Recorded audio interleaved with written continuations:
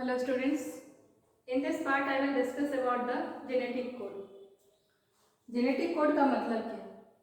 इसके पहले हम लोग ट्रांसलेशन सुन रहे थे. ट्रांसलेशन में क्या सुना कि we require 20 amino acid for the process of protein synthesis, यानी प्रोटीन सिंथेसिस के प्रोसेस को करने के लिए टोटल 20 अमाइनो एसिड्स का रिक्वायरमेंट होता है.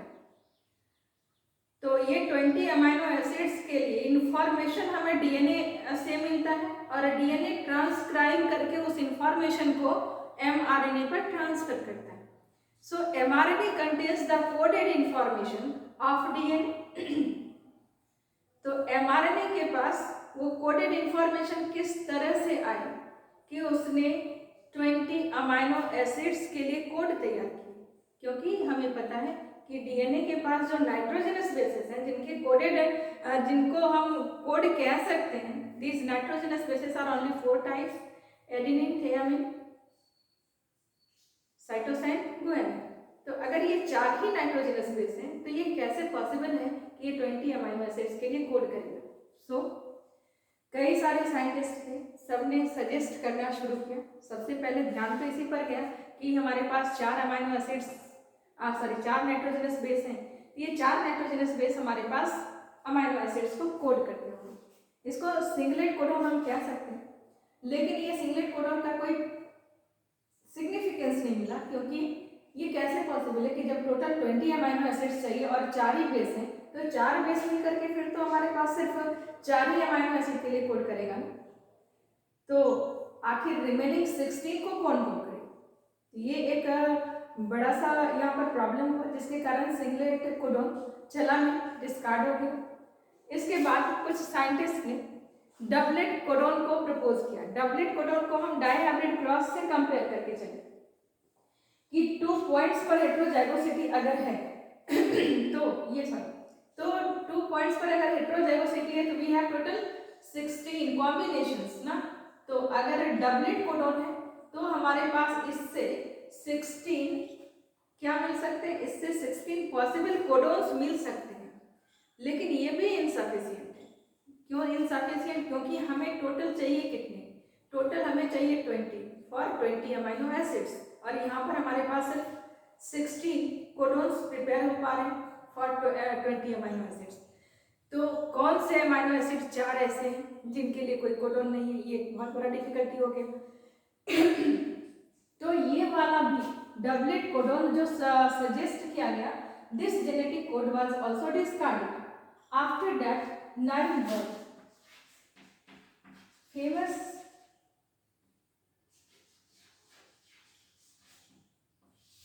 बायोकेमिस्ट, नाइरेनबर्ग ने सजेस्ट किया कि जेनेटिक कोड में जो पॉसिबिलिटी है कोडोन्स के होने की या कोडोन कॉम्बिनेशंस की, ये हमारा ट्रिपलेट नेचर का होता है. ट्रिपलेट नेचर कहने का मतलब कि 3 letters, it is triplet codon. And triplet codon का मतलब क्या हुआ? तो ट्रिपलेट कोडोन को हम ट्राई हाइब्रिड क्रॉस से कंपेयर करें. ट्राई हाइब्रिड क्रॉस में 3 पॉइंट्स पर हेटेरोजाइगोसिटी थी, तो हमारे पास टोटल कितने कॉम्बिनेशंस बने थे? पॉलीजेनिक इनहेरिटेंस के एग्जांपल से याद कर लो, टोटल 64 कॉम्बिनेशंस बने थे ना. तो ट्रिपलेट कोडोन है. Triplet codon means 3 letter codon present है, और ये 3 लेटर जैसे ए यू जी, ये 3 लेटर मिलकर के हमारे पास क्या करते हैं? ये 3 लेटर मिलकर के हमारे पास codes for single amino acid, codes for single amino acid. So genetic code is a triplet in nature. This was proposed by Nirenberg and it was supported by many co-workers. For example, Ochoa, Mattei, Craig, etc. ठीक है, सबने इसको support किया. वो support करने के पीछे reason क्या? इसके पीछे रीजन ये है कि हमारे पास ट्रिपलेट कोडोन अगर ट्रिपलेट नेचर का है तो वी हैव टोटल 64 कॉम्बिनेशंस. हमारे पास टोटल 64 कोडोन्स बनकर तैयार होंगे. अगर हम डबलेट लेते हैं तो हमारे पास 16 ही कोडोन बनते हैं, अगर सिंगलेट लेते हैं तो 4 ही कोडोन बनते हैं. लेकिन तब की कंडीशन में दिक्कत ये है कि अगर सिंगलेट है तो हमारे पास 16 अमाइनो एसिड अनकोडेड है, अगर डबलेट है तो 4 अमाइनो एसिड अनकोडेड है, लेकिन अगर 64 है तो कोई भी अमाइनो एसिड अनकोडेड होगा ऐसा नहीं समझ में आता, क्योंकि हो सकता है कि कई सारे कोडोन मिलकर के सिंगल अमाइनो एसिड को कोड करते हो। तो 64 कोडोन हमारा इसलिए ज्यादा रिकमेंड कर दिया गया क्योंकि ये सजेस्ट किया गया इसमें कि many codon codes for single amino acid, कई सारे एक ही अमाइनो एसिड को कोड करते हैं। फॉर एग्जाम्पल यहाँ देखिए UCU, UCA, UCC, UCG, ये 4 कोडोन दिख रहे हैं, चारों अलग अलग हैं, लेकिन चारों का मतलब वही अमाइनो एसिड है सेरीन। क्या है? तो ये सेरीन है। अगर यहाँ पर mRNA पर ये कोडोन आए तो इसका भी मतलब सेरीन, अगर mRNA पर ये कोडोन आए तो इसका भी मतलब सेरीन, अगर अमाइनो एसिड पर ये कोडोन आए तो इसका भी मतलब सेरीन, और ये आया तो इसका भी मतलब सेरीन। यानी कि 64 में 20 आसानी से एडजस्ट हो सकता है ये करके कि हम कई सारे कोडोन्स को 1 अमीनो एसिड के लिए कोड करवा दें। ठीक है, तो this is genetic code which was proposed by Nirenberg. Now I will discuss the characteristic feature of genetic code. क्या क्या हमारे जेनेटिक कोड के कैरेक्टरिस्टिक फीचर। तो सबसे पहला फीचर तो यही कि our genetic code is triplet in nature. First feature is that our genetic code is triplet in nature. Genetic code is triplet in nature. Triplet in nature का मतलब clear हो गया ना?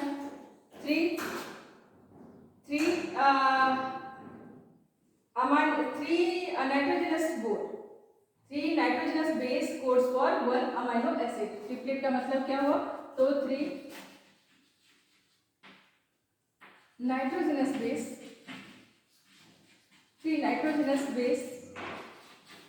Codes for 1 amino acid.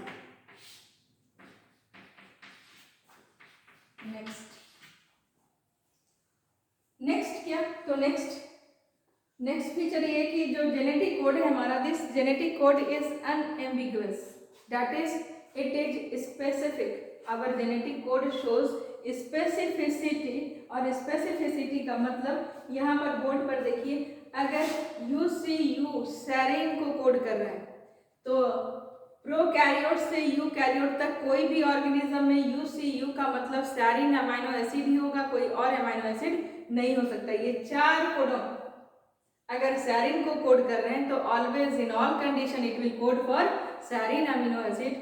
Okay, so this is unambiguous. Second is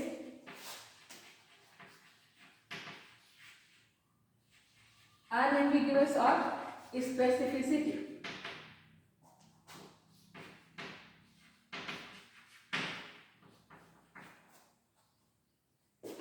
The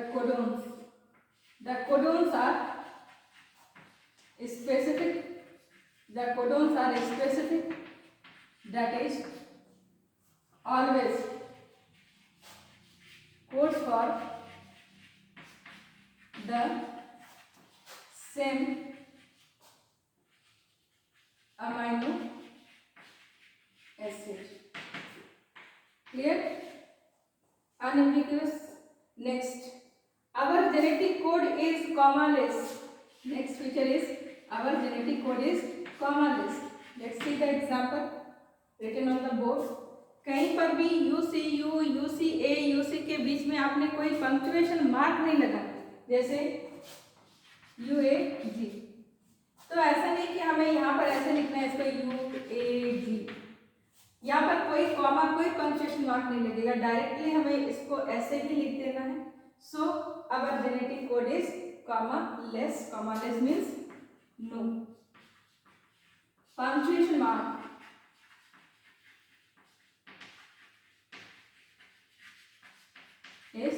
use in between the nitrogenous base. Nitrogenous base के बीच में हम लोग कोई भी पंक्चुएशन मार्क को यूज नहीं करेंगे। Next, our genetic code is universal. Universal का मतलब फ्रॉम प्रोकैरियोट्स टू यूकैरियोट्स। ये पहले भी हम लोग सुन चुके हैं, अनएम्बिगुअस के जैसे ही बात है कि our genetic code is universal and universal means from prokaryote to eukaryote the codon codes for the same amino acid. क्या है यूनिवर्सल का मतलब? From prokaryotes to eukaryotes, from prokaryotes to eukaryotes, the codon codes for same amino acid, so it is universal। ऐसा नहीं कि prokaryotic system में जाएंगे कि यूएजी का मतलब कुछ और होगा, यूकैरियोटिक सिस्टम पढ़ रहे हैं तो वहां पर यूएजी का मतलब कुछ और होगा। ठीक है, यानी कहीं पर भी अगर हमारे पास वो कोडोन है तो उसका मतलब वही अमीनो एसिड होगा, चाहे वो ऑर्गेनिज्म डेवलप्ड हो, लेस डेवलप्ड हो, कुछ भी हो, उसमें उसका जो कोडोन का अमीनो एसिड सीक्वेंस है वो अमीनो एसिड पर कोई अल्टरेशन नहीं आएगा। Same codon codes for the same amino acids from prokaryotes to eukaryotes, so it is universal. Clear? Next, हमारे जेनेटिक कोड में कुछ इनिशिएशन कोडोन होते हैं। सो initiation codon. In our genetic code, initiation codon and stop codons are also present. So let what is initiation codon? Initiation codon का मतलब जिस amino acid से protein की सिंथेसिस होगी, we have different types of proteins. So कोई भी protein हमारे पास बन रहा है तो उस प्रोटीन के बनने के लिए जो फर्स्ट अमीनो एसिड है, this first amino acid is always fixed. So the first amino acid codon is called initiation codon, and initiation codon is AUG and GUG. These are two initiation codon. In case of eukaryotes, AUG is the initiation codon, and in case of prokaryotes, GUG is the initiation codon. AUG codes for methionine amino acid and GUG codes for valine. ये किसको code कर रहा है? ये valine amino acid को code कर रहा है। ठीक है, इनिशिएशन कोडन मतलब कोई भी प्रोटीन हम देख रहे हैं तो अगर पूछा जाएगा कि ये collagen is a protein, right the first sequence of amino acid present in collagen, always it is methionine. क्या होगा? ये मिथियोनिन होगा। ठीक है, अगर प्रोकैरियोट्स पढ़ रहे हैं तो वैलिन होगा, यानी first amino acid is fixed. Next is stop codon, यानी फर्स्ट भी फिक्स है, लास्ट भी फिक्स है, बीच के अंतर। Next is stop codon. Stop codon का मतलब ये ऐसे कोडन है जो कि किसी अमीनो एसिड के लिए कोड नहीं कर रहे हैं। ठीक है, और यहाँ पर अगर स्टॉप कोडन आने शुरू हो गए हमारे ने के पास तो ये समझ लेना है कि अब हमारे पास क्या हो गई, अब हमारे पास प्रोटीन सिंथेसिस को हमें रोकना है। स्टॉप कोडन को termination codon, it is also called termination codon, or it is also known as nonsense codon, or it is also called nonsense codon। ठीक है, स्टॉप कोडन क्या है? ठीक है, these three are stop codon, यानी कि जब हम mRNA स्ट्रैंड पर ये सीक्वेंस आने लग जाए तो इसका मतलब प्रोटीन सिंथेसिस खत्म, अब कोई प्रोटीन सिंथेसिस नहीं होगी। ये किसी भी अमीनो एसिड को कोड नहीं करता, अंत होता है यहाँ पर। जैसे ये कोडोन आते हैं, हमें आरएनए पॉलीमरेज जो ट्रांसक्रिप्शन कर रहा था उस आरएनए पॉलीमरेज को हटा देना पड़ता है, क्योंकि इसके बाद अब कोई भी प्रोटीन सिंथेसिस के लिए कोडोन नहीं है। So these are stop codon, termination codon और नॉनसेंस कोडोन। ठीक है, UAA को एक अदर नाम से जानते हैं, ऑर्चिड कहते हैं इसको। UAG is also known as ऑर्चिड, amber and opal. These are the three names for stop codon। अब ये इसलिए इसको ऐसे कर दिया क्योंकि this is question for your NEET में यहाँ से क्वेश्चंस आ सकते हैं. What are stop कोडन्स?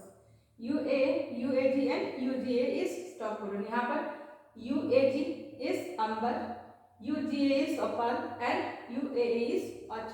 ठीक है, तो ये हमारे पास स्टॉप कोडन थे. ठीक, लास्ट फीचर इज लास्ट नहीं, और फीचर्स तो बहुत सारे हो सकते हैं. Next feature is degeneracy. Degeneracy का मतलब बहुत पहले से क्लियर कर लिया हमने.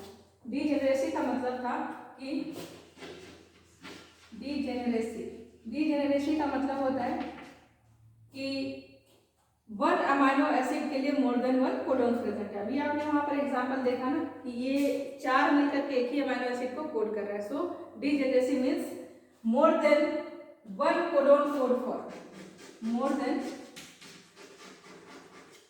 One codon codes for one amino acid. ठीक है, इसके अलावा पॉलरिटी होती है. जो जेनेटिक कोड में हम कोडोन को पढ़ना शुरू करते हैं, ये हमेशा mRNA के 5 प्राइम से 3 प्राइम पर पढ़ते हैं. ये हमारे पास पॉलरिटी होती है. तो these are some distinct feature of our genetic code. ठीक है.